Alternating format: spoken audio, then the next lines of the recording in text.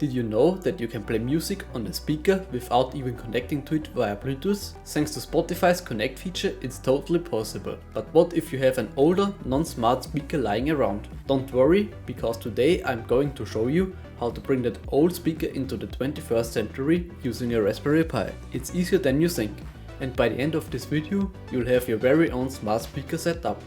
So let's dive in and get started.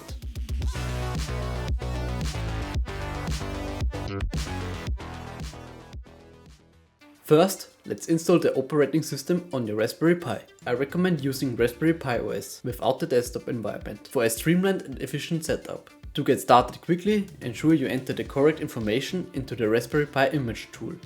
If you need more detailed guidance on this step, be sure to check out my dedicated tutorial on installing Raspberry Pi OS. Next, you should be able to SSH into a Raspberry Pi and install all the necessary updates. For this project, we'll be using Raspotify. First, we need to install some packages that are required to add the Raspotify repository later. You can do this by running the following commands. Don't worry if you miss anything, the commands are listed in the video description. Let's get these packages installed and move on to the next step.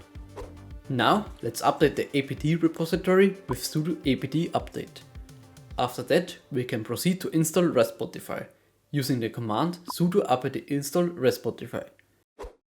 And that's the magic. Now you should be able to connect to your speaker via the Spotify app, provided your device is on the same network as the speaker.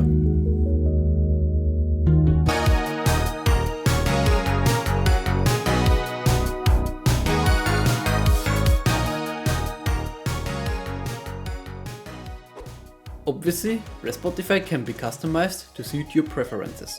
This can be done by editing the configuration file, which is located at etc raspotify conf.